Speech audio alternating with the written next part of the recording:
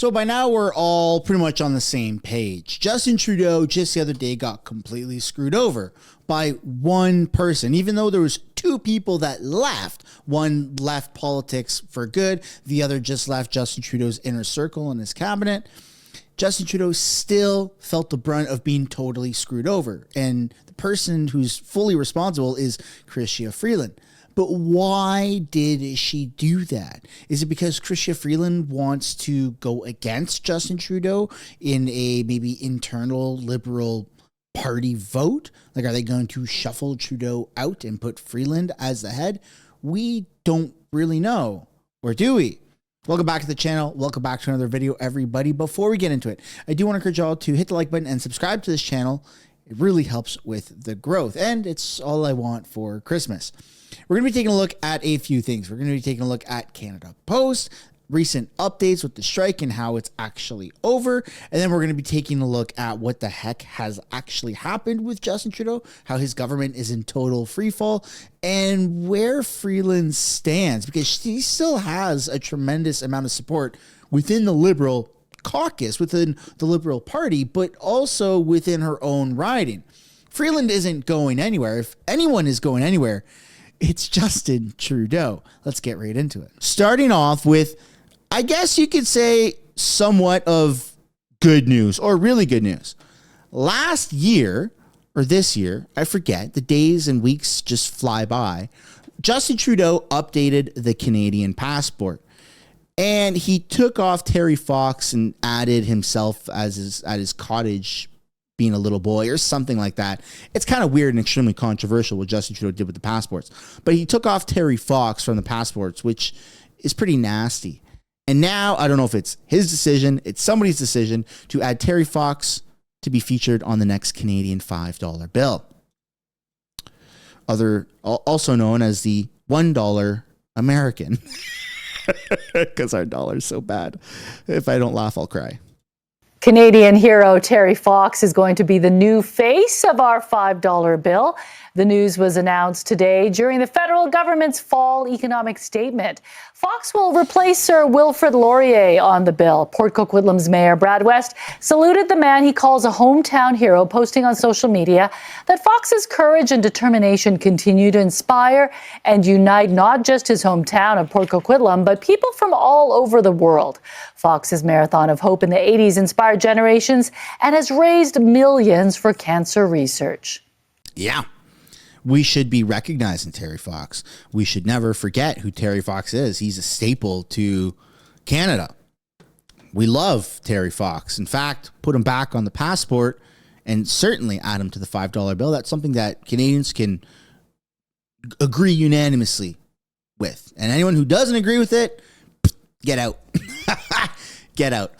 Next up, let's take a look here at Canada Post and their recent update. So the strike has gone on, or I guess did go on, past tense, for like 6 odd weeks. And that's because Canada Post was asking for this much, and the government was willing to give them this much, and they weren't able to meet anywhere in the middle. So the government said, okay, specifically Steve McKinnon, the labor minister, said, I'm using my emergency powers to order everyone back to work. Negotiations can still continue until May of 2025, but we are so far apart in negotiations that you all need to get back to work, which is insane to say.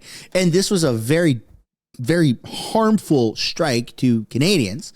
I mean, right at Christmas time, anyone who's delivering a package or ordering a package that's being shipped by Canada Post, they're not getting it before Christmas. I mean, they're back to work, but no one's been delivered their letter mail to their mailbox or pamphlets and flyers and stuff like that. Everyone's waiting by the window going, where's my mail in my mailbox? Like, I'm so excited. I haven't seen it in over a month. And so it's just an absolute shit show. But hey, they're back to work. So maybe we'll eventually get all of our mail sometime next year.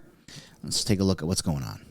And CTV's Regan Hasegawa is standing by in Langley for more. Good morning, Regan. What's the latest where you are with this?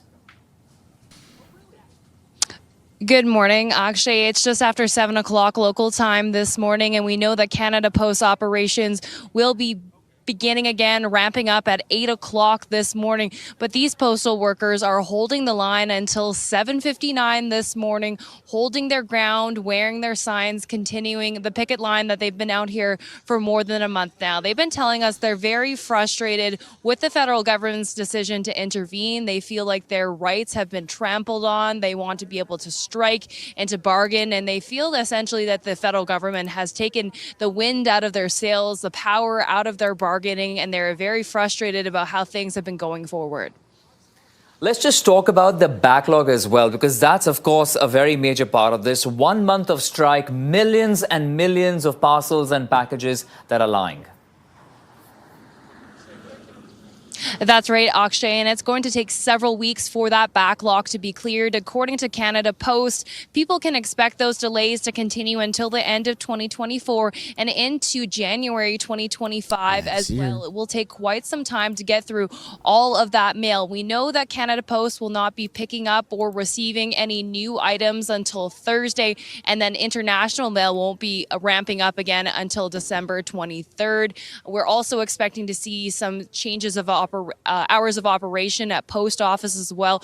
So a lot of fallout from this situation, a month worth of mail being stuck and not being able to be moved, being left in limbo. We also know that the business community has been deeply impacted by this strike action. I spoke with the Canadian Federation of Independent Business yesterday, and it believes that $1.6 billion has been lost to small and medium-sized businesses during this dispute. All right, CTV's Regan. But the Liberal government cares about small to medium-sized businesses, right? They said that during the blip, and they've said that up until today. We care about small to medium-sized businesses. What do you mean a $1 billion loss? No.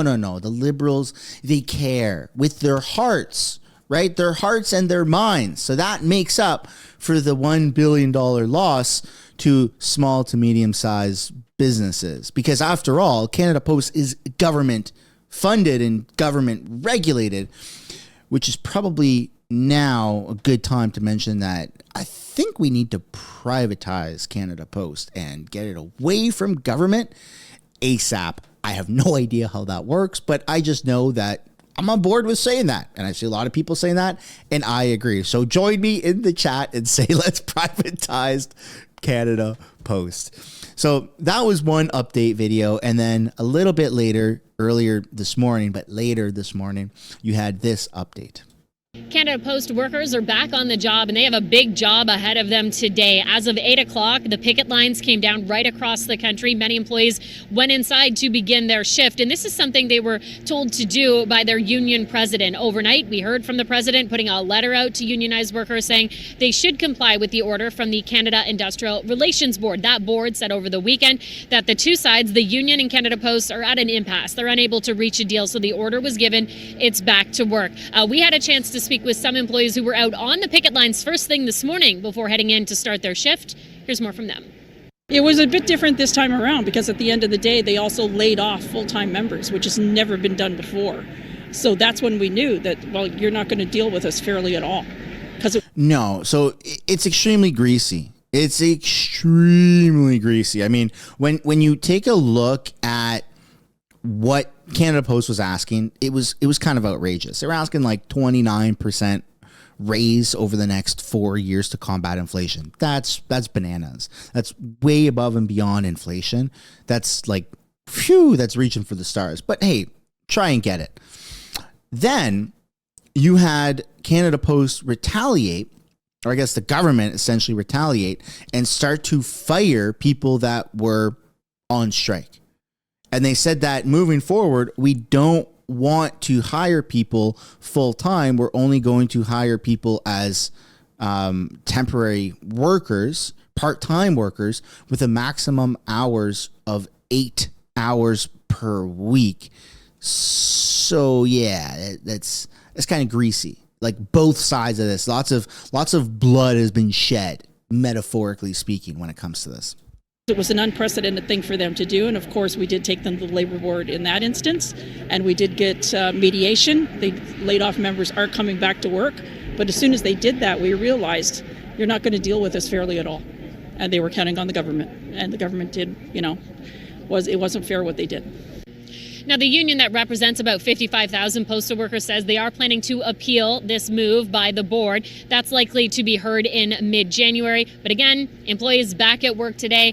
This is going to be a very big job, too. We've heard from Canada Post saying that there are a lot of packages that they have to sift through, packages that have been sitting in facilities like this one behind me here for several weeks. They also have to go out and pick up mail that was likely delivered ahead of the strike action. They're not actually going to pick up any new mail until Thursday. They also warn people, if you put an email in the mailbox as of today, it is unlikely it will make it in time for Christmas. Over to you. So there you go. I mean, people are going to be waiting for the packages for a very long time. I still have a lot of the sticker orders that people have ordered, along pretty much every single sticker order that was placed since the strike. Since right when the strike was announced, I haven't been able to ship out. So if you're waiting for your stickers, I apologize. It's been out of my control. And even if I were to put it in the mailbox today, it's like you just heard, it's going to sit there. But if you would like to order some stickers that you won't see until 2025, then by all means, click the link in the description and use code SUNSHINE on any of the 2 sticker packs and get yourself 15% off. Canada Post, for freaking crying out loud. They've just screwed over so many people. And then speaking of screwed over people, we now have to take a look at what Tom Mulcair is saying about Justin Trudeau. No, I don't like Tom Mulcair. I don't have much respect for him, but every now and then he drops some decent nuggets. And in this video, you're taking a look at him go back and forth with CTV and say that Trudeau's not likely to lead the Liberals into the next campaign, which, that's a crazy thing for an analyst to say, especially somebody who was on the inside like Tom Mulcair, but I think it makes sense. Let's take a look. A very intense and fast-moving day yesterday. Justin Trudeau today continuing to face calls to resign, but it still doesn't look like he will answer to those calls. What are your thoughts? Well, my thoughts are he's buying himself a little bit of time. This, as you correctly say, is the last day of Parliament. They don't come back till January 27th. Between now and then, he can take his own time to come up with a proper decision. I think that one of the obvious opportunities for him is later in January for him to pull the emergency brake, which is called prorogation. You basically dissolve Parliament. You have to you come back when you have a throne speech, but in between the two, well, perhaps the Liberals could have a leadership race, something like that. I think that that's where we're headed, Akshay, because even though Mr. Trudeau has yet to say that he's resigning, I think it's quite clear that he's not leading the Liberals into the next campaign. I disagree.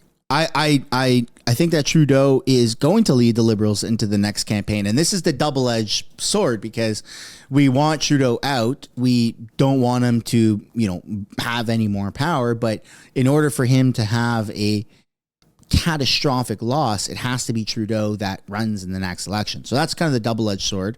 So we need Trudeau to run. That's preferable for him to run because he's going to get the worst results out of any single Liberal. Yeah, that's just my opinion, guys. Let me know down below what you guys have to say. But I know that I think that a lot of people can agree that literally anybody else, any other Liberal, even if it's Dominic LeBlanc, might actually poll better than Justin Trudeau. So we don't want that. We don't want that. How can you do that when very few of your ministers support you, and now close to 50 members of your caucus are asking you to leave? So I don't think that it's realistic that he's going to lead the Liberals into the next campaign, but he's bought himself a bit of time. Likely prorogation, leadership, resignation. That's probably that's the other thing too, is I don't know why he's bringing up prorogation. They're done. They're done. Today's the last day. Today's the last day. Then school is not in session. Parliament is no longer in session. So what are you going to prorogue? It doesn't make any sense, Tom. There's nothing to prorogue. Everybody's gone. They're home. They're eating. They're whining and dining. There's no proroguing. There's no need for it. Nobody's going to go back into Parliament until middle of January. So I disagree that Trudeau's going to prorogue. He doesn't give a shit. He's not even there today. He doesn't care. Oh, let it be whispers online. He doesn't care. care at all. He's going to come back in January and make some big announcement, and he's not going to acknowledge how Freeland left. He's not going to give it any time of day. That's my prediction. You're right also that there were some very bizarre mixed signals from different parties. I think that Poilievre had a very good day. He adopted a very statesman-like tone, very prime ministerial, went hard, as his usual self, but I mean, he was very, very controlled. And I think that people appreciated that and picked up on it. Mr. Singh's musings were very difficult to follow. On the one hand, he said he wants Mr. Trudeau to resign, which would indicate that he wants an election or a change of government. And then in the next breath, he said, well, he hasn't decided whether or not he's going to continue to vote confidence in Justin Trudeau. So it was very difficult to follow. Yeah, let's talk about Jagmeet Singh a little bit more, because we know how Pierre Poilievre also came after him in terms of why he continues to support this particular government. So in your understanding, what's your read really? Is Jagmeet Singh wanting to support a Liberal government and not the leadership of Justin Trudeau? Or what really is the case? Is he calling for a new election? And if he is calling for the new election, is he himself really prepared for all of this? Well, that's part of the ambiguity of his statements yesterday.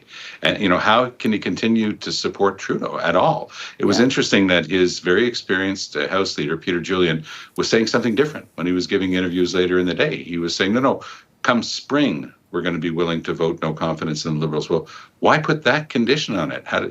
If you're going to vote no confidence in a government that clearly doesn't deserve confidence, why do you keep stalling? And that's what Canadians are asking of Mr. Singh right now.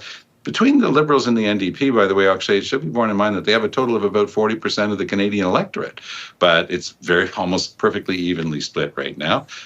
Quebec is a completely different tale with the Bloc. For now, the Bloc is really riding high in the polls, but that could change rapidly, because the 20 some odd % lead that the Conservatives had could easily provoke a big change in Quebec. We've seen this many times in the past.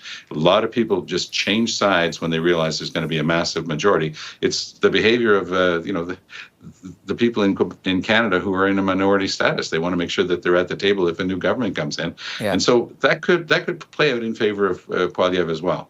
And while Justin Trudeau, of course, continues to face these calls to resign, he has sworn in a new finance minister, Dominic LeBlanc, taking over the file with a ballooning deficit like we heard yesterday and the tariff threats looming over the country. Your thoughts on the way forward for the new finance minister? Well, it's all going to depend whether Trudeau, in the inevitable cabinet shuffle, keeps Dominic LeBlanc in finance. I mean, if you look, he's a lawyer. He's gone to a good American university, but he doesn't know the first thing about finance. So Mr. Trudeau was signaling yesterday, no, he's in the, Here it is. the term.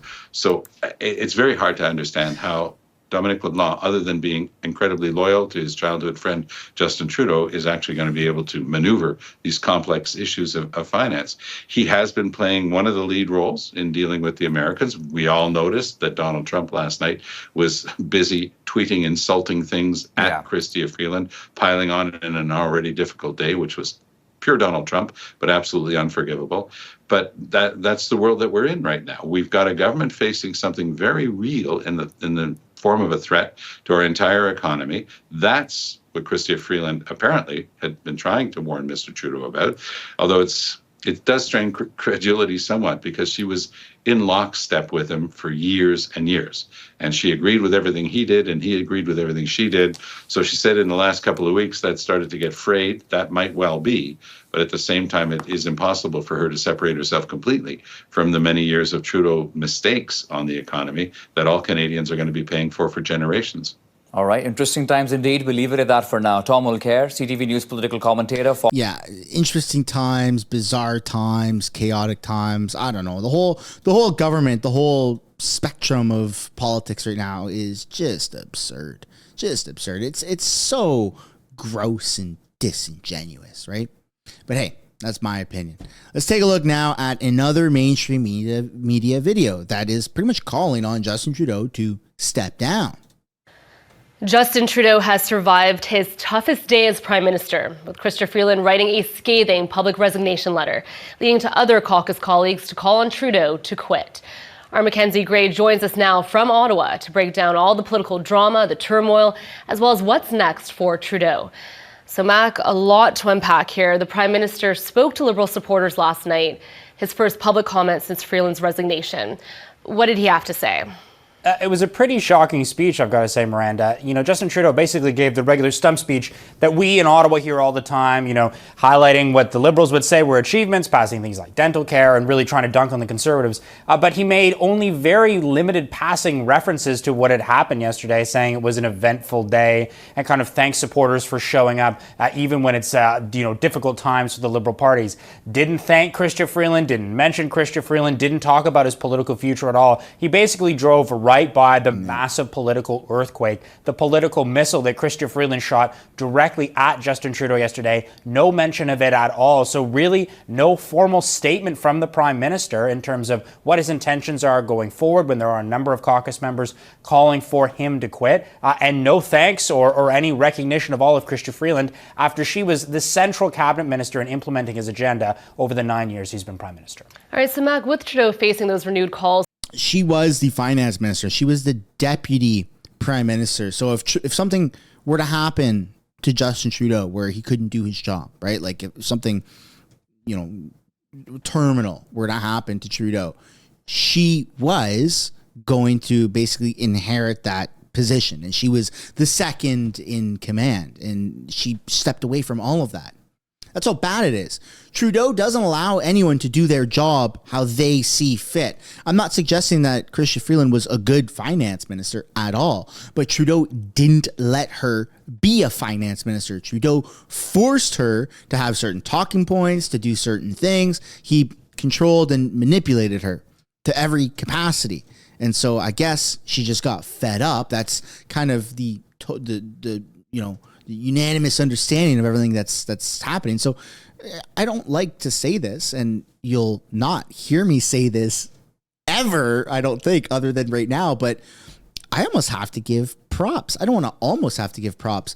I actually give props to Crystia Freeland for stepping away from Justin Trudeau. Like, good job on doing that. Everything else you've done, I don't agree with, but good job on doing that. From Liberal MPs for him to quit. Where exactly does that push stand? Well, that was definitely a topic of conversation yesterday when the Liberals had a kind of an emergency caucus meeting. It was pretty remarkable. It wasn't in the normal room that it normally takes place in. So for a decent chunk of time, cameras were able to see right into the room. There's a huge glass window in front of it. So our cameras caught Justin Trudeau talking for at least 3 minutes at the beginning of the meeting. The Liberals wisened up a little later and put barriers in place so we couldn't continue to see in. But that's going to be an ongoing question going forward. We've seen a number of the MPs that were part of kind of this caucus revolt that we talked about a lot last month, rising up again, putting out more formal statements this time saying, hey, I was one of the 23 MPs that called on the Prime Minister to quit previously. I agree now that he really needs to go after what's happened with Crystia Freeland. But, when we talked about that before, one of the things that we always said is, well, where does this go? Until there are senior cabinet ministers that join the call for Mr. Trudeau to quit, it doesn't seem likely that he's going to leave. While Crystia Freeland didn't do that yesterday in her letter saying, Justin Trudeau, you need to resign, she certainly sent a very stern message across the bow talking about political gimmicks, saying that they didn't see eye to eye, in essence, on how to deal with the economy and how to deal with Trump. It wasn't a clear sign that Mr. Trudeau needs to go, but it certainly was the starter's gun and Crystia Freeland's future leadership bid. One of the issues that she likely would have had without doing something like this is, basically she was very close to the Prime Minister. She was the finance minister, the deputy Prime Minister. I think yesterday was an attempt for her on one level to distance herself from Justin Trudeau. The key thing I'm watching for in this situation are any of the other potential leadership candidates going to follow suit with Crystia Freeland. Melanie Joly, Francois-Philippe Champagne, Anita Anand, the three people I'm looking at. Do they stay on board with Mr. Trudeau or do they follow with Ms. Freeland and leave cabinet? If that happens, it will be increasingly untenable that Mr. Trudeau would be able to stay on. All right, so Mac, with the opposition calling for either Trudeau to quit or call an election, plus the internal pressure from his own MPs, what is the strategy for the Prime Minister to stay on and effectively govern?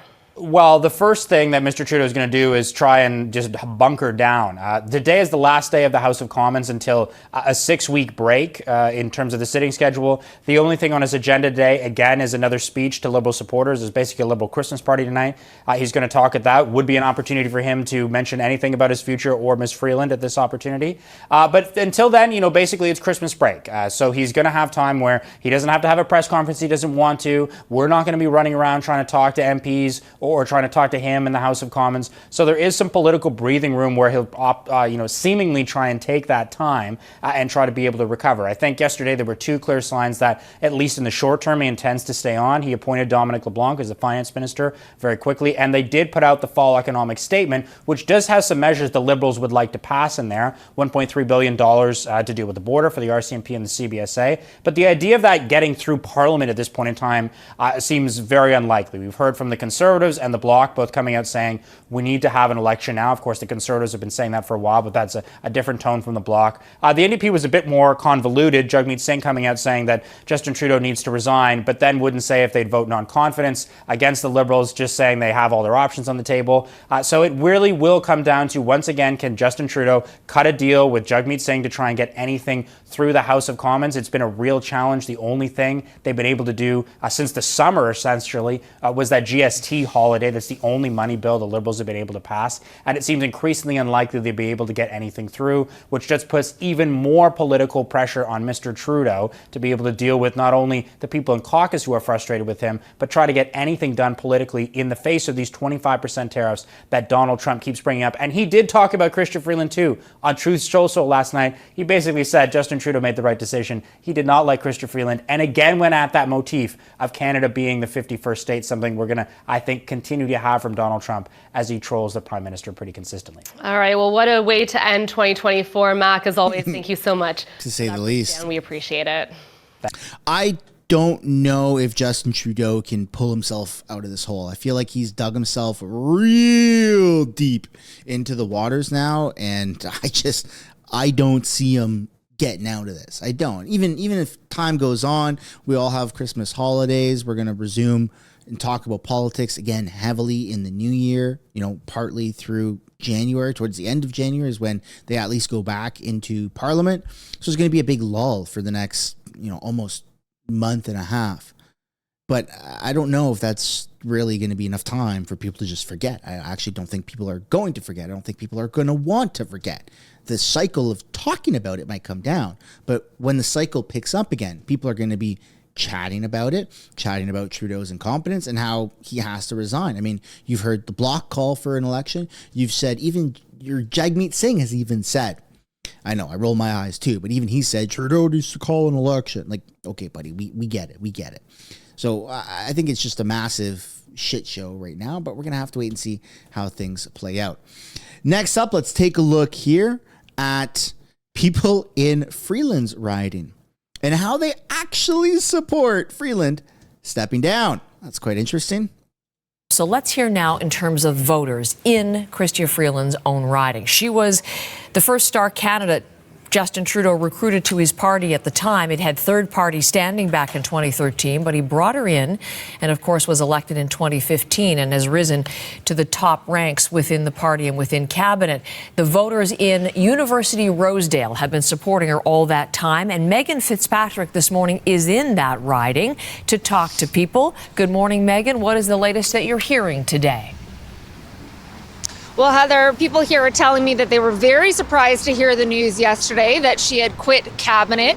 She is staying on as the MP. She indicated in her resignation letter that she does intend on running in the next election. But people here saying they are sorry to see her go from the cabinet table. But some constituents saying they think she made the right decision, made the right move for her and for her own political career. I've also been getting reaction to how she quit cabinet, what she said in that resignation letter. One resident here saying they thought that letter was spicy, another describing it as a well-written, well-crafted letter. Here's a bit more of what I'm hearing from residents in this riding. I was surprised, but at the same time, I think a lot of stuff is going on in Ottawa. It's probably pretty dramatic right now. I don't know. I don't know what's going to come next. We'll see. I think she made the decision that was right for her. That sounds like a Freeland supporter. Of what's to come, and I mean, I like her. I think she's kind of ballsy. So, I think it was a good move on her part. The government in general has been a little bit of a mess overall. I don't enjoy that. I'm sorry she was boxed into that corner and had to resort to political strategy to save her career. So we'll see how it all comes out in the wash. But yeah, quite a surprise. Many people wondering about that question, Heather, of what comes next. Some people wondering what comes next for Freeland, but also for Prime Minister Justin Trudeau. Some people here saying they think it's time for him to go. They described the Liberal Party as a sinking ship and said that's why they think it was the right move for Freeland to abandon it. Well, she didn't quite abandon the party, though, as we know. Again, she just quit cabinet. She does intend on staying on as an MP. But some constituents here wondering, Heather, if quitting cabinet but staying on as an MP is an indication that she intends on running for leader of the Liberal Party if that opportunity becomes available. And some people here telling me they would like to see her run for leader of the Liberal Party. Some saying they have that she has been very loyal to Prime Minister Justin Trudeau, that they think the Liberal Party needs to do some serious re-examination in terms of where it's headed. So that's a little bit about of what we've been hearing so far, Heather, but definitely the overall impression here was shock and surprise to that news yesterday that she was quitting as Finance Minister and Deputy Prime Minister. Yeah, those people looked and sounded exactly what you would suspect to be a Freeland supporter, didn't they? I hate to say it, but Freeland is probably the most popular and well-liked Liberal, at least. And that's very small pickings, right? Because Liberals, we don't like any of them. But within the Liberals, Freeland certainly has gained a lot of notoriety for sticking it to Justin Trudeau. Think about it. There's like 40 of them. There's 40 or more rebels that are like, oh, we need to stick it to Trudeau. We got to sign a letter. We got to get him to resign. And Freeland did the biggest mic drop yesterday without even saying a word. And it's insane. Like, again, it's kind of badass what she did. I don't like Freeland. I don't agree with pretty much everything she's done and said politically. But yesterday, man, props to her. And that, ladies and gentlemen, is the end of the video. I'd love to know what you guys think down below in the comments. If you haven't yet already, I'd like to encourage you guys to hit the like button and subscribe to the channel. And I'll see you in the next one. Bye for now.